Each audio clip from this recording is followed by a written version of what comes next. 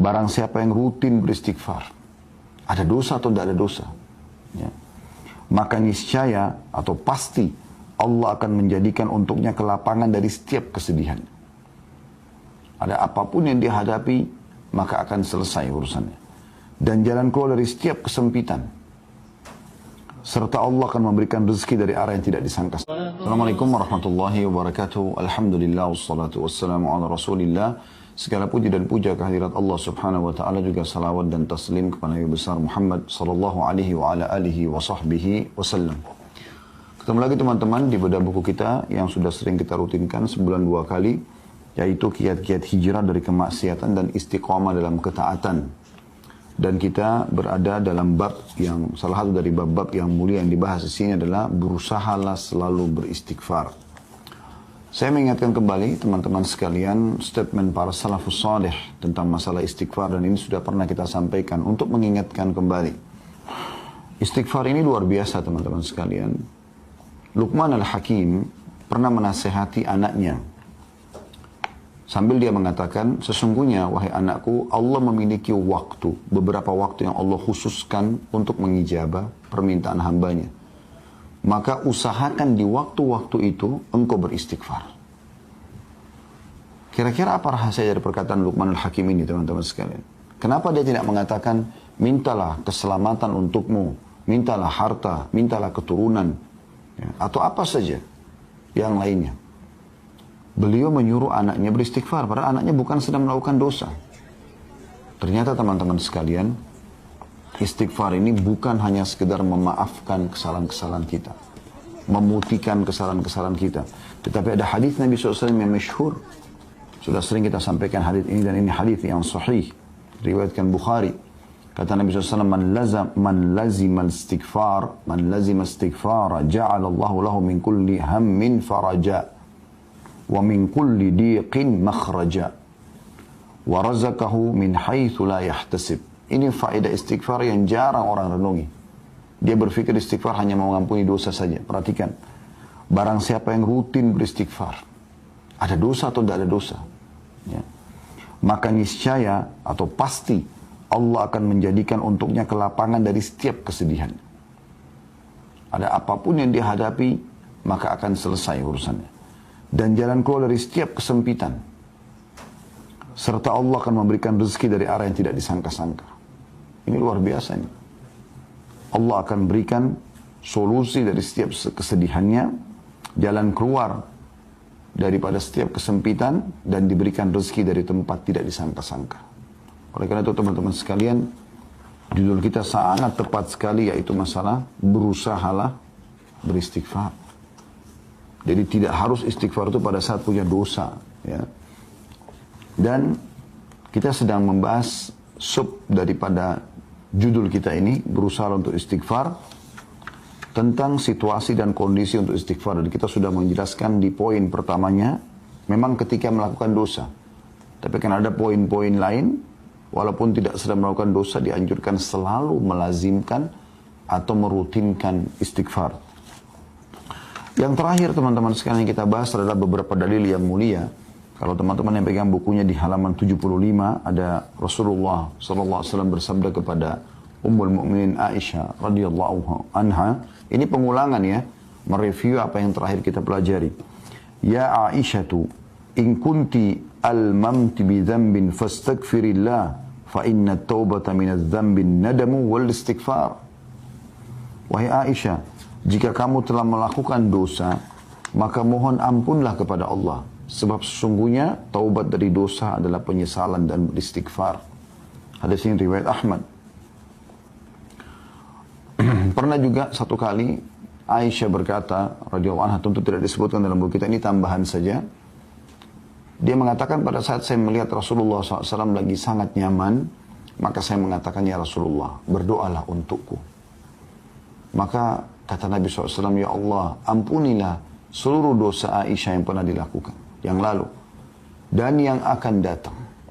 Apapun yang dia sembunyikan, apapun yang dia terang-terangkan.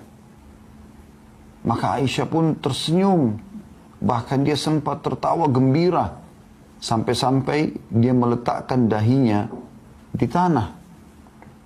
Maka Nabi SAW mengatakan, apa kau gembira dengan doaku?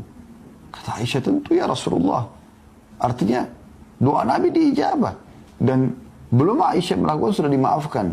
Itu permohonan suami yang saleh, seorang Nabi yang mulia pimpinan Adam untuk seorang wanita.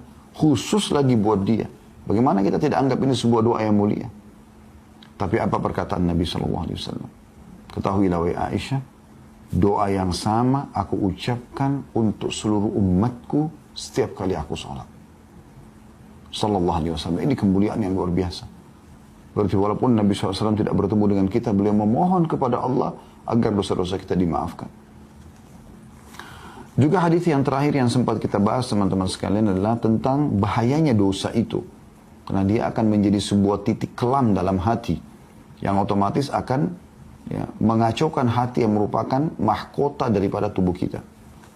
Hadis Nabi SAW di halaman 77 ya, atau di halaman 76. Innal abda idza akhta'a khati'atan nukitat fi qalbihi nuqtatun sauda fa idza huwa naza'a wastaghfara wa taba suqila qalbuhu wa in 'ada zida fiha hatta ta'lu 'ala qalbihi wa huwa ar-ranu alladhi dzakara Allah kalla barrana 'ala qulubihim ma kanu yaksibun.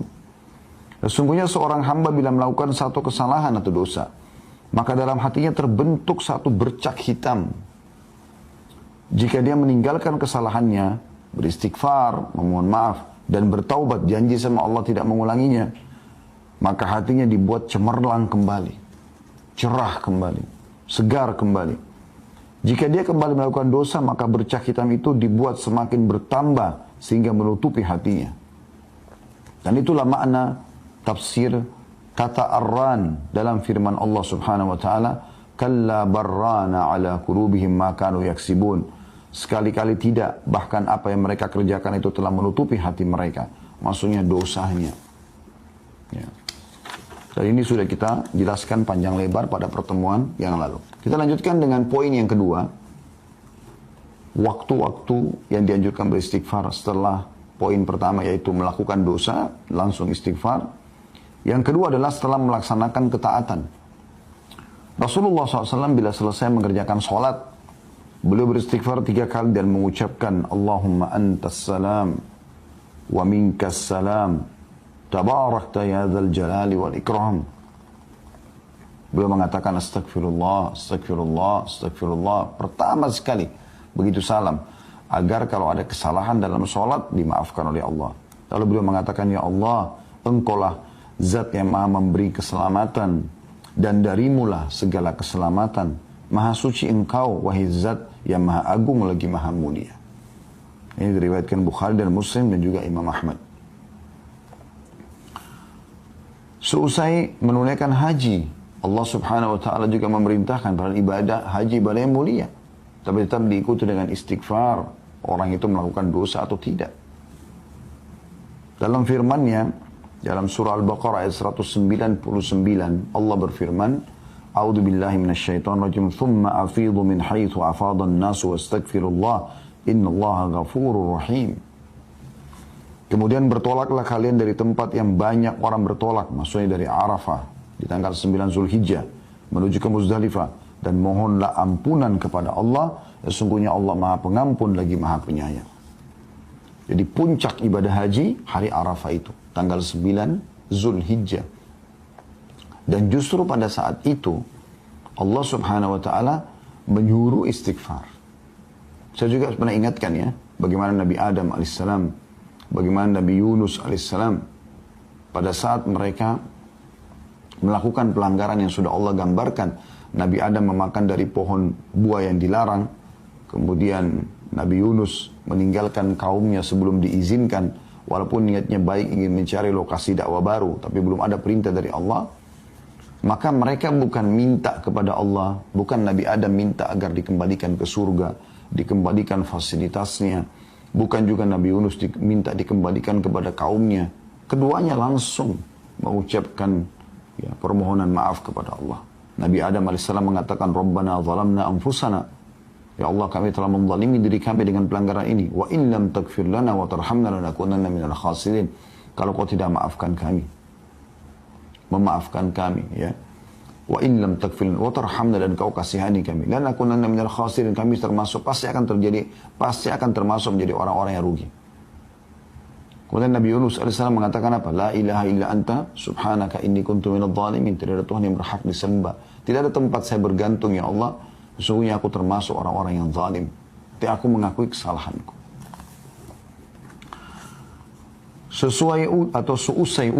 Seusai wudu disyariatkan juga membaca subhanakallahumma wa bihamdika asyhadu an la ilaha illa anta astaghfiruka wa atubu ilaik. Maha suci engkau ya Allah, dan segala puji bagimu. Aku bersaksi tidak ada Tuhan yang berhak disembah kecuali engkau. Aku beristighfar dan bertaubat kepadamu. Ini mirip dengan doa kafaratul majlis, ya. Pada saat dari majlis juga begitu. Intinya disuruh memohon ampun. Begitu juga seusai melaksanakan qiyamul lail, sholat yang mulia. Dianjurkan Allah menyifati hamba-hambanya yang suka sholat malam ini. Semoga Allah jadikan kita mereka. Dengan firman-Nya dalam surah Al-Imran ayat 17. A'udzu billahi minasyaitonir rajim wal mustaghfirina bil ashar. Dan orang-orang yang setelah mereka sholat malam, mereka suka memohon ampun pada waktu sahur atau sebelum fajar. Saya ingatkan kembali, istighfar bukan hanya diucapkan kalau dosa sedang terjadi. Ini penting. Saya sudah bacakan tadi hadis yang sahih. Man lazima istighfar ja'alallahu lahu min kulli hammin faraja. Siapa yang selalu rutin melakukan istighfar, Allah akan berikan, ya, kalau kita bahasakan, kegembiraan setelah kesedihan. Wa min kulli dhiqin makhraja, dan dari setiap kesempitan jalan keluar. Wa razaqahu Allah min haitsu lam yahtasib, dan Allah akan berikan dia rezeki dari tempat dia tidak sangka-sangka. Jadi istighfar mendatangkan rezeki. Istighfar memberikan kegembiraan pada saat kita sedang sedih. Istighfar akan memberikan solusi dari permasalahan yang sedang kita hadapi. Ada seorang diceritakan di Pakistan. Ya, ini kisah dinukil oleh Syekh Hasan bin Ahmad bin Hasan. Ya. Kebetulan beliau tulis buku tentang keajaiban sedekah dan istighfar. Di kisah beliau terakhir di buku itu saya sempat baca. Dia cerita tentang ada seorang di Pakistan terjadi gempa, dan dia menceritakan kisahnya. Pada saat dia sedang selesai sholat, kemudian dia ingin rebahan di malam hari, tiba-tiba terjadi gempa. Dan itu hitungan menit saja. Bahkan tiba-tiba dinding-dinding rumah retak, atap-atap mulai rubuh. Dan orang ini mengatakan, saya tidak tahu harus berbuat apa lagi. Tapi akhirnya lisannya diilhamkan oleh Allah untuk mengatakan istighfar. Astagfirullah, astagfirullah. Sudah pasrah saja. Karena nggak mungkin lari. Lagi berubuh, lagi runtuh bangunan tersebut. Maka setelah selesai gempa itu dalam hitungan menit, subhanallah, rumah semua runtuh, kecuali atap yang dia ada di bawahnya.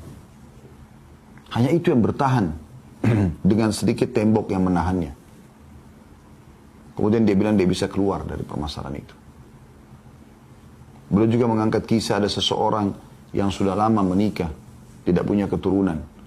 Lalu dia komitmen dengan istrinya, sekarang kita perbanyak istighfar. Bukan istighfar saja, perbanyak istighfar dengan kehadiran hati, lalu mohon kepada Allah Subhanahu wa Ta'ala. Setelah mereka komitmen, dan keajaiban terjadi setelah 10 tahun atau sekian tahun menikah tidak punya anak, hamil, punya anak. Lalu begitu selesai masa nifas, suaminya mengatakan, saya mengingatkan, kebetulan dia berikan nama anak pertama Yusuf, maka dia berjulukan Abu Yusuf sekarang karena sudah punya anak. Istrinya Ummu Yusuf, dia mengatakan, saya ingat kalau Ummu Yusuf, kita sudah lama nggak punya anak. Bagaimana kalau kita praktekkan lagi istighfar ini dengan kehadiran hati, dengan serius, perbanyak, supaya kita diberikan anak yang kedua. Dan betul setelah masa nifas itu hanya beberapa hari, terhitung sudah hamil lagi. Terus saja begitu sampai mereka punya beberapa orang anak. Sampai waktu sudah punya anak sekian banyak, ya, sempat Ummu Yusuf mengatakan, kita berhentikan dulu amalan ini. Bukan berhentikan istighfarnya, maksudnya istighfar khusus untuk minta keturunan. Biarkan anak-anak kita besar dulu. Setelah mereka besar sedikit, kemudian dia pun ya, memohon lagi kepada Allah dan hamil lagi istri. Selama itu bukan bentrok dengan sunnatullah, peraturan yang Allah buat teman-teman sekalian. Seperti misalnya Anda istighfar minta supaya malam hilang. Itu nggak mungkin terjadi. Karena itu sunnatullah, peraturan Allah yang nggak mungkin berubah. atau Anda memohon istighfar kepada Allah agar jenis kelamin laki-laki, kalau Anda perempuan hilang. Gak mungkin, sudah sunnatullah. Gak mungkin. Atau hilang, tidak ada kematian. Gak mungkin. Gitu kan? Selama bukan bentrok sama sunnatullah, maka tidak ada yang mustahil bagi sang pencipta Allah. Berita gembira bagi Anda yang belum punya keturunan, yang belum punya pasangan, yang terlilit utang, yang selalu merasa kesedihan, ya, yang masih kena sihir dan belum sembuh, yang semuanya istighfar, istighfar. Tapi istighfar yang benar-benar tutup mata Anda, renungi, ya. Tulus ikhlaskan niat astaghfirullahaladzim, alladzi la ilaha illa huwal hayyul qayyum wa atubu ilaih. Saya pribadi teman-teman pernah duduk di Madinah pada saat kami mau ujian, itu saya duduk sambil coba baca pelajaran. Belum faham-faham teman-teman. Kemudian saya tiba-tiba mengingat dulu ada satu dosen tingkat 2 kuliah di dakwah waktu itu.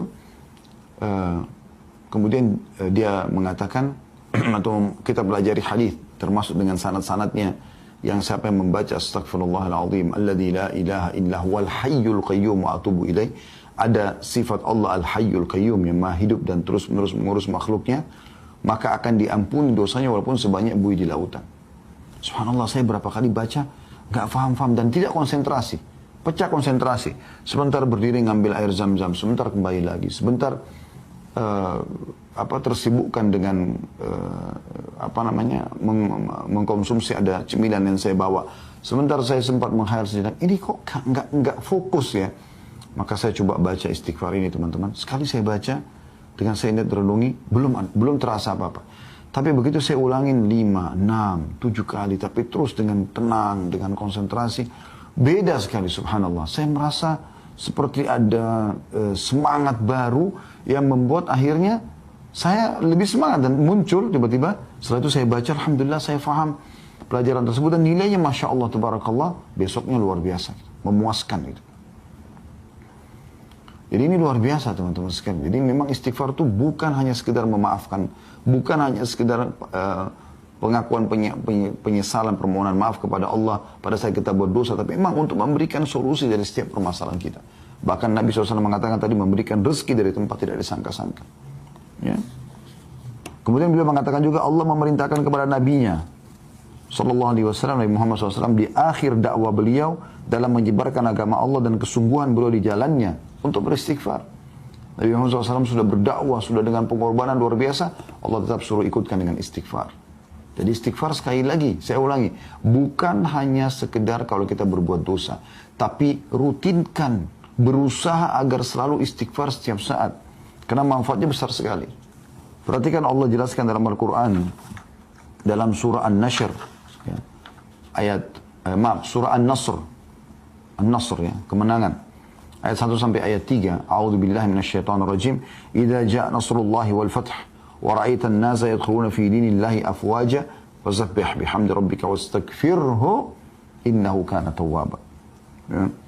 Yang artinya apabila telah datang pertolongan Allah dan kemenangan, apabila telah datang pertolongan Allah dan kemenangan, dan engkau melihat Muhammad manusia berbondong-bondong masuk agama Allah, maka bertasbihlah ya, kepada Tuhanmu dengan memuji Tuhanmu dan memohon ampunlah, istighfarlah. Sesungguhnya Dia Maha menerima taubat hamba-hambanya. Ibnu Qayyim rahimahullah berkata, orang-orang yang mempunyai tekad dan basirah ya, lebih sering beristighfar, maksudnya petunjuk dari Allah ini. Lebih sering beristighfar setelah melaksanakan amalan-amalan ketaatan. Karena mereka melihat kekurangan diri mereka dalam menjalankan ketaatan-ketaatan itu. Dan tidak mengerjakan amalan-amalan tersebut karena Allah sebagaimana yang layak bagi kemuliaan dan keagungannya. Dan seandainya tidak ada perintah, tentu tidak ada seorang pun berani melakukan ibadah ini dan dia tidak rela dengan hal itu bagi tuannya. Ini maksudnya adalah perkataan Ibnu Qayyim rahimahullah, harusnya kita ini walaupun kita sudah merasa maksimal dalam mengerjakan ibadah. Contoh misalnya kita sholat wajib. Kita sudah berusaha untuk khusyuk, menjaga gerakan, menjaga bacaan. Tapi setelah salam, yang pertama diucapkan istighfar. Tadi sudah kita sebutkan itu. Jadi itu ajaran Nabi SAW. Berarti memang ada sesuatu dengan istighfar ini. Tadi sudah kita sebutkan setelah haji, setelah sholat malam, ya. Semua disuruh istighfar. Bahkan Nabi SAW, tadi dalam surah An-Nashr yang kita baca, surah An-Nasr, maaf. Ya, kadang-kadang lisan kita ya, salah dalam mengucapkan, bukan disengaja ya. Kalau Nashr itu menyebarkan, An-Nasr itu kemenangan. Kayak ini An-Nasr, pakai shad. Maka dalam surah An-Nasr, Allah subhanahu wa ta'ala menekankan masalah itu. Pada saat Nabi SAW berhasil menaklukkan kota Mekah, kemudian beliau setelah itu melaksanakan peperangan lanjutan, yaitu perang Hunain, dan mengalahkan suku Hawazim, suku yang besar setelah Quraisy. Maka dua suku besar di Jazirah Arab sudah takluk, bahkan panglima perangnya masuk Islam pada saat itu. Kemudian beliau menuju ke Tabuk, ya, menyerang wilayah Romawi. Setelah beliau pulang, bisa dikatakan hampir seluruh Jazirah Arab takluk kepada Nabi SAW. Maka pada saat itu manusia berbondong-bondong datang. Ada yang memang karena hatinya tersentuh mendapat hidayah Islam, ada yang takut kepada kaum muslimin. Maka manusia berbondong-bondong datang masuk Islam. Allah mengatakan, pada saat kemenangan Allah sudah datang, hai Muhammad, dan kau melihat manusia berbondong-bondong masuk ke agama Allah, maka bertasbihlah kepada Tuhanmu.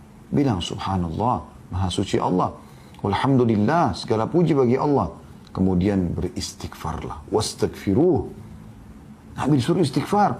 Karena jangan sampai nanti ini bisa membuat riya, bisa membuat sombong. Istighfar membuat kita lebih merendah. Karena Allah maha menerima taubat hamba. Makanya Nabi Muhammad SAW pada saat masuk ke Mekah, beliau menundukkan kepalanya SAW yang mulia sampai ya terlihat seakan-akan batang leher beliau ini ya itu sama rata dengan bagian tengah kepalanya sallallahu alaihi wasallam, karena merendahnya kepada Allah Subhanahu wa taala. Yang ketiga, dalam zikir-zikir rutin harian, kata beliau, ya, ini yang dianjurkan istighfar. Doa-doa sholat pada umumnya berisi istighfar. Misalnya dalam doa istiftah, ya, di dalam doa sujud. Kan itu doa iftitah misalnya, itu istiftah itu kan, Allahumma ba'id baini wa baina khataya, ya. Ya Allah, jauhkan antara aku dengan dosaku, gitu kan. Ya, itu termasuk memohon ampun. Di antara doa sujud, Rabbighfirli warhamni. Rabbighfirli, ya Allah ampunilah aku. Warhamni, kasihanilah aku, dan seterusnya. Dalam ruku dan sujud ada subhanakallahumma bihamdika Allahumma gfirli. Ini salah satu doa ruku yang sama juga dengan doa sujud. Maha suci engkau ya Allah, ampunilah dosa-dosaku, gitu kan. Ketika Abu Bakar radhiyallahu anhu memohon atau meminta kepada Nabi SAW agar mengajarinya doa yang akan dia ucapkan dalam sholat khusus, Abu Bakar minta doa khusus, ya Rasulullah, saya minta doa khusus dari anda, saya baca dalam sholat saya. Lalu Nabi SAW memerintahkan membaca, Allahumma inni zalamtu nafsi zulman kathiran wa la yakfiru dhunuba illa ant faghfirli min indika warhamni innaka antal ghafurur rahim. Ya Allah, sungguhnya aku telah banyak berbuat kezaliman, dosa maksudnya, kepada diriku, dan tidak ada yang mengampuni dosa-dosa selain engkau.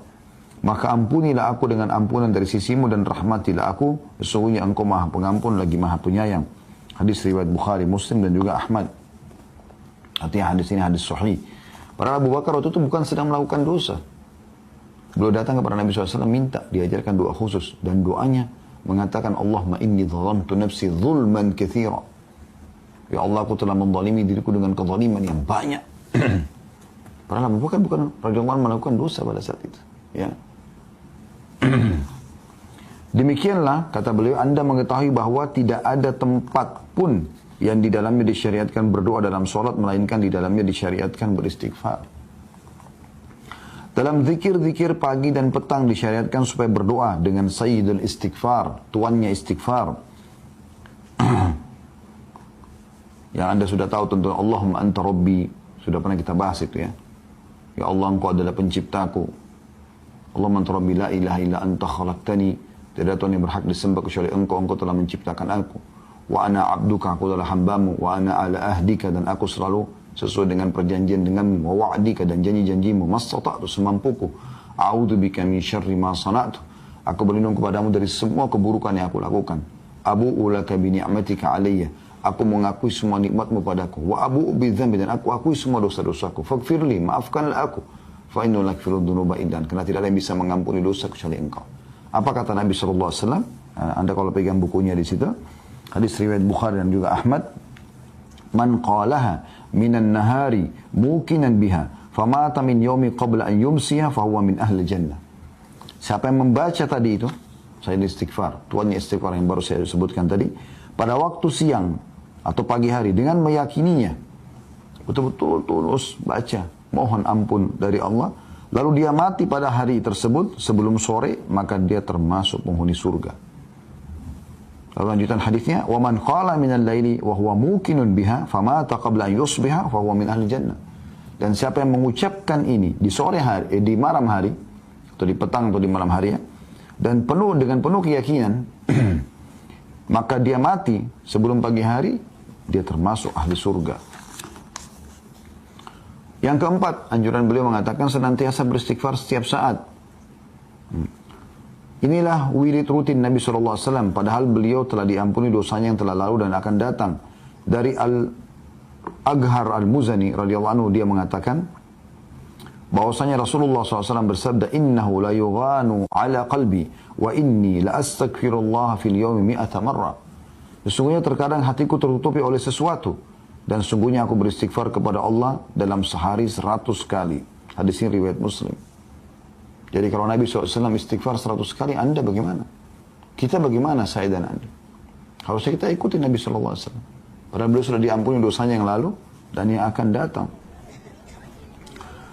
Juga dalam riwayat Abu Hurairah radhiyallahu anhu, dia menuturkan, aku mendengarkan Rasulullah SAW bersabda, wallahi inni la astaghfirullah wa atubu fil yawmi akthara min 70 marrah. Beliau bersumpah atas nama Allah mengatakan, demi Allah, untuk memastikan agar umatnya tidak usah ragu dengan ini. Sesungguhnya aku beristighfar dan bertobat kepada Allah dalam sehari lebih dari 70 kali. Hadis ini riwayat Bukhari. Ya. Jadi lebih dari 70 kali nyambung dengan hadis yang sebelumnya tadi. Beliau mengatakan 100 kali. Lebih dari 70 kan bisa 100. Dan disentuhkan sudah di hadis yang pertama tadi kalau 100 kali beliau membacanya. Dan Ibnu Umar meriwayatkan juga, dia menuturkan, inna kunna la na'uddu li Rasulillah sallallahu alaihi wasallam fil majlisil wahidi 100 marrah rabbighfirli wa tub alayya innaka antat tawwabur rahim. Sesungguhnya kami biasa menghitung bahwa dalam satu majlis Rasulullah SAW mengucapkan doa ini 100 kali. Wahai Tuhanku, ampunilah aku dan terimalah taubatku. Sesungguhnya Engkau Maha Penerima taubat lagi Maha Penyayang. Hadis ini riwayat Abu Dawud, Tirmidzi, dan dikatakan hadisnya hasan sahih. Rabbi ghfirli wa tub alayya innaka antat tawwabur rahim. Nabi SAW membacanya dalam satu majlis 100 kali. Dari riwayat ini kita bisa lihat bahwasanya bukan berarti angka istighfar dipatok 100 kali. Tapi bisa bermakna bahwasanya Nabi SAW di setiap kali kesempatan membaca minimal 100 kali. Atau membaca 100 kali istighfar. Ya. Artinya dalam sehari bisa lebih daripada itu. Maka boleh orang, seperti dulu kita berusaha selalu istighfar setiap saat. Pokoknya jangan diam teman-teman sekalian. Diam Anda itu zikrullah. Berdoa. Memuji Allah kah, bertakbir kah, bertahlil kah, beristighfar kah. Terus. Dalam banyak doa yang diucapkan oleh Nabi SAW, beliau senantiasa memohon ampun kepada Allah. Seperti misalnya dari Aisyah radhiyallahu anha, beliau berkata, "Ma sallan Nabi sallallahu alaihi wasallam salatan ba'da an nazalat alaihi idza jaa nasrullah wal fathu illa yaqulu fiha subhanaka rabbana wa bihamdika Allahumma ighfirli."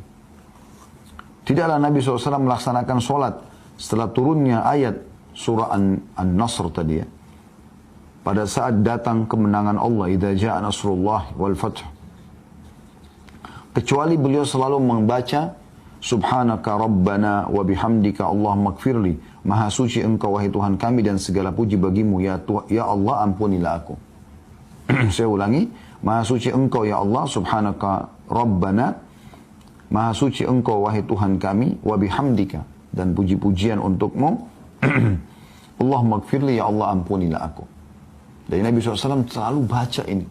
Allahumma ighfirli, Allahumma ighfirli.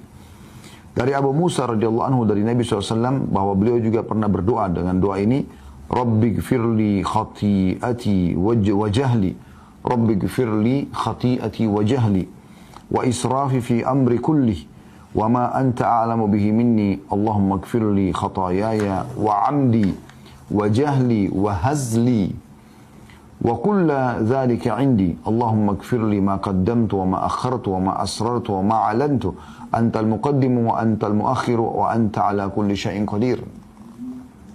Ya Allah, ampunilah kesalahanku, ketidaktahuanku, berlebih-lebihanku dalam segala urusanku, dan apa yang engkau lebih tahu mengenai hal itu daripada aku.